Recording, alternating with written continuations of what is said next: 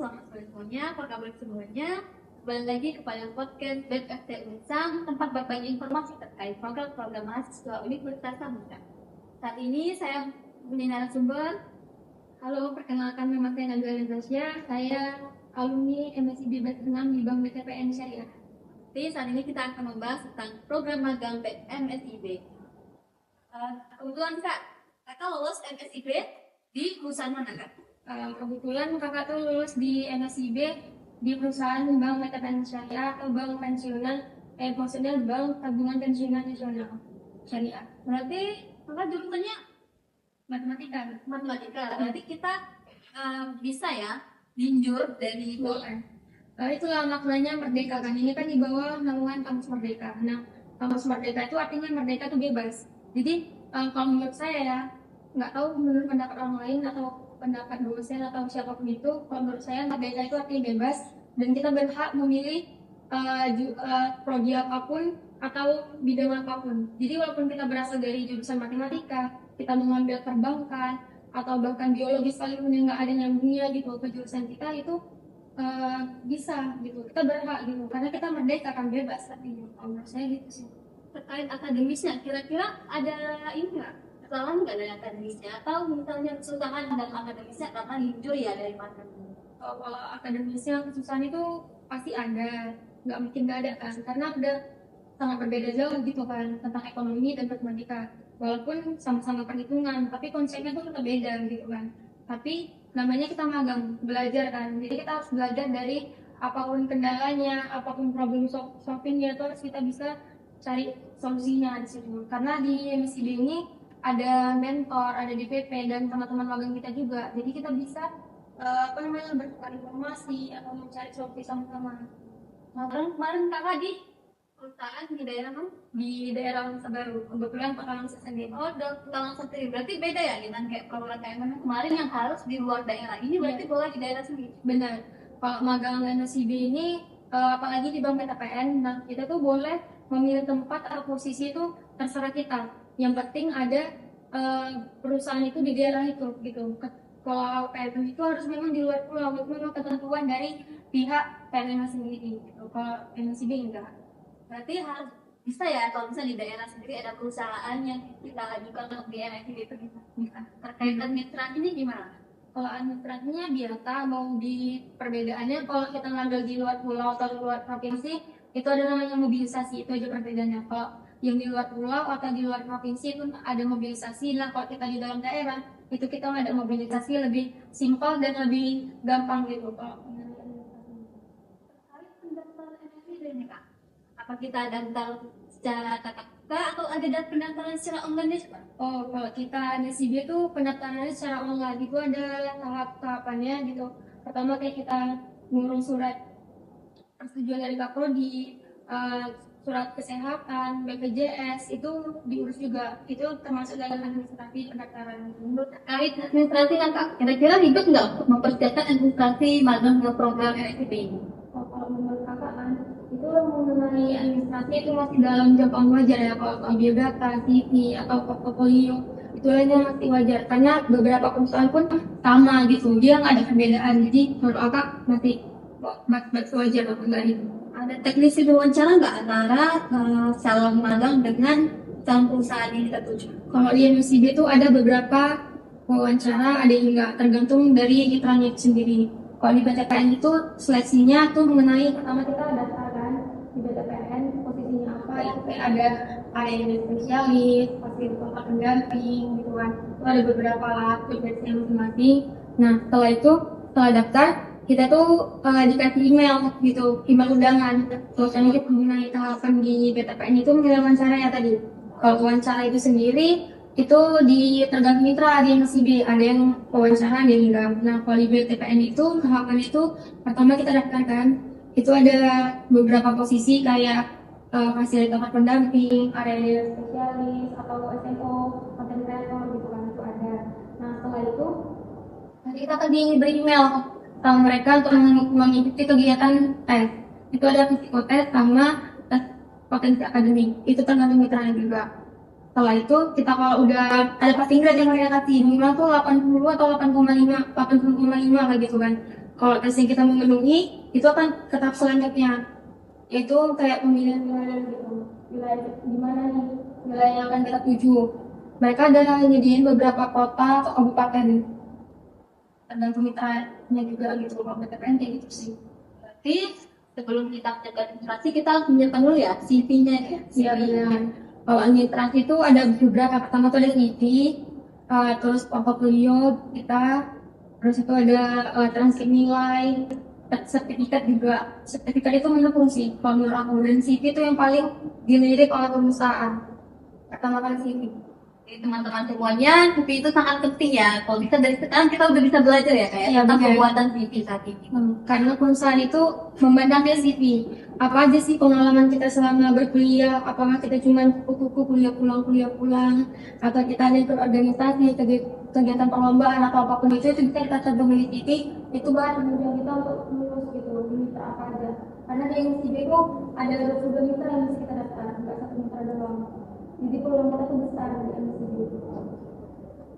Kan kakak di Linjur nih ya, dengan program perusahaan dengan tujuh. Kira-kira nih kak, pengalaman apa sih pengalaman apa yang pernah dapat di perusahaan Madeli?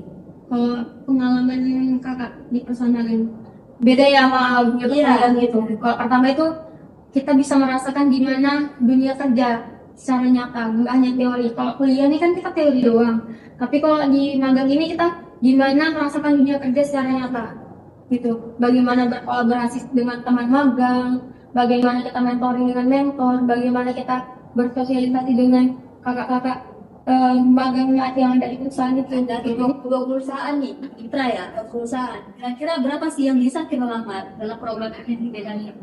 Kalau di MSIB itu ada sekitar 22 mitra yang bisa kita lamar. Itu terbagi dua ya. MSIB ini ada studi independen dan magang. Nah kebetulan kalau saya itu daftarnya di 18 itu nggak sesuai jurusan, dan apalagi itu sesuai jurusan.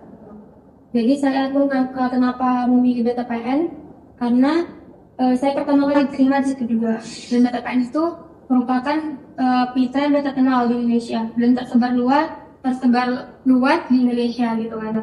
Jadi setiap daerah, setiap kota itu ada bank BTPN. Nah, kenapa bank BTPN juga menjadi pilihan saya? Karena bank BTPN ini dia mengelola pemberdayaan UMKM. Sementara di Indonesia itu sendiri pekerjaan orang itu 90% itu UMKM. Mereka berdagang melalui UMKM. Sementara di bank BTPN itu pemberdayaannya kan ibu-ibu. Nah, dari 90% UMKM ini yang mengelola UMKM ini ibu-ibu sendiri gitu. Jadi kenapa saya memilih bank BTPN? Karena bisa kita mengembangkan karir di situ dan memberdayakan ibu-ibu. Jadi kalau ibu-ibu itu bisa kita ajarin minat bakatnya tentang UMKM, otomatis kita akan menaikkan ekonomi Indonesia itu sendiri kan. Karena bank BTPN itu udah tersebar di beberapa kota dan hampir seluruh Indonesia gitu ada bank BTPN. Kak Nabila nih, kan kakak terdapat perbedaan signifikan nih antara jurusan dan perusahaan lingkup yang kakak pilih ini kan, perusahaan magang yang kakak pilih. Kira-kira kakak akan melanjutkan bidang yang mana, bidang karir yang mana? Apakah tetap di jurusan atau tetap mau lanjut di bidang perusahaan magang yang kakak pilih di MSIB kali ini? Kalau menurut kakak tuh tergantung sih. Kalau ada peluangnya mau di jurusan kakak atau nggak di jurusan kakak gitu, kakak tetap ambil gitu.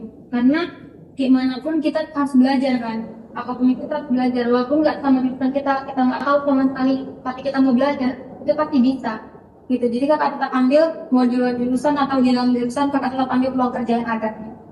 Menurut kakak itu. Ini sesuai ya kayak dengan pendapat kakak tentang kampus merdeka nih kayak. Ini sedikit menyinggung tentang biaya kak. Kira-kira biayanya itu kita mengeluarkan sendiri atau kita mendapat bantuan biaya nih kak? Kalau di MSIB Batch 6 itu kita dapat bantuan biaya hidup atau disingkat BBH gitu. Itu ada lumayan juga ya untuk anak-anak MSIB yang mengikuti MSIB itu lumayan besar gitu biaya bantuan hidup yang kita dapat. Itu ada sekitar 14 juta. Itu kalau kita nggak dapat bantuan KIP atau KIP kuliah, anak kuliah itu nggak dipotong, itu untuk 14 juta. Itu dibagi 2 termin, 2 tahap dapatnya. Setengah dikeluarkan di termin pertama, setengah lagi termin kedua. Tapi kalau terdapat KIP, itu BBH-nya itu dipotong sesuai dengan dana bantuan KIP yang diterima oleh mahasiswa sendiri. Berarti kalau mahasiswa KIP, mereka menerima sebagian dari mereka dan sebagian lagi dari KIP.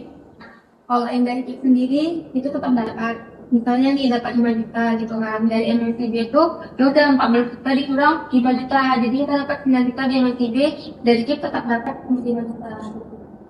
Nabila, boleh nanya nih, apakah ada kesulitan-kesulitan Kak selama magang nih itu Kak? Akan terdapat perbedaan signifikan nih antara jurusan yang Kakak pilih dengan juga magang perusahaan magang yang Kakak tuju. Kira-kira ada kesulitan nggak? Kalau kesulitan itu udah pasti ada ya, karena kan seperti yang tadi kamu bilang kan, saya tuh linjur gitu loh, nggak sesuai sama perusahaan yang saya daftar, saya lamar. Pertama tuh karena kan itu kalau bank tuh kayak identik dengan ekonomi kan, jadi tuh pertama tuh ada tugas kita kebersamaan kita yang diberikan tuh pembuatan SWOT atau analisis usaha bidang UMKM ibu-ibu pemberdayaan kita nih. Jadi pertama saya kesulitan pembuatan SWOT, karena kan saya jurusan matematika nih, saya terkejut kan, kayak oh ini anak ekonomi, ini benar-benar bidang ekonomi gitu. Apalagi analisis usaha itu benar-benar bidangnya ekonomi gitu kan. Yang kedua itu ada kita kan pemberdayaan utama itu ibu-ibu. Nah ibu-ibu ini kebetulan ada yang cuma tamat SD atau bahkan nggak tamat SD gitu, tapi tetap bisa baca. Nah mereka itu kesulitannya, maksud saya kesulitan saya tuh saat memberikan informasi atau pemberian materi kepada ibu-ibu sendiri, karena mereka kurang paham dan mereka nggak minat gitu dengan materi yang saya berikan. Padahal saya sulit untuk menarik, mengemasnya dengan kata-kata yang sederhana agar mereka memahami. Tapi mereka karena mungkin saya nggak bilang SDM-nya rendah, tapi mungkin karena tingkat pemahaman mereka itu masih rendah, jadi mungkin mereka kayak kurang paham. Itu sih kesulitan saya. Kesulitan yang Kakak alami selama magang di terkait perusahaan ya? Iya. Kak, dalam program magang MNCB ini, kira-kira Kakak pernah kegagalan? Kalau gagal, dibilang gagal, saya pernah gagal. Batch 5 saya daftar. Itu saya daftar juga MNCB pertama, udah independen dan magang juga. Nah kebetulan saya nggak tahu itu saya gagal di mana, saya nggak tahu. Makanya koreksi untuk pihak MNCB ke depannya tuh beritahu gitu. Saya letak kepala di mana, di berkas, di CV atau di mana pun itu. Jadi saya bisa ada perbaikan ke depannya lagi. Jadi nggak mengulang kesalahan yang sama gitu. Saya nggak tahu saya gagal di mana. Kalau IPK minimal, saya udah melebihi target gitu kok dibilang gitu kan. Kalau data-data scan harus maksimal MB-nya berapa, sertifikat pendukung saya sudah lampirkan dan sesuai aturan gitu. Dan saya nggak tahu gagalnya dari di mana. Pengalaman dan kegagalan nih, kan nggak banyak ya pengalaman terkait program MNCB.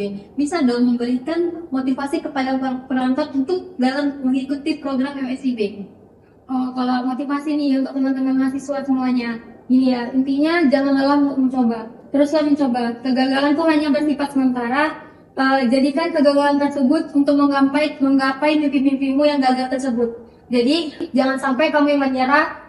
Kalau bisa kegagalan tersebut yang menyerah terhadap gitu sih. Wah, terima kasih karena Nabila telah memberikan motivasi terkait program MNCB. Gak sadar yang kita saat ini sudah ada di ujung acara. Terima kasih kepada narasumber kita kali ini yang telah memberikan materi-materi terkait program MNCB. Sama-sama. Saya Sofi Aulian Fitriana, selaku moderator dalam podcast BMFT Unsam, pamit mundur diri. Nantikan selanjutnya terkait informasi-informasi program selanjutnya. Assalamualaikum warahmatullahi wabarakatuh.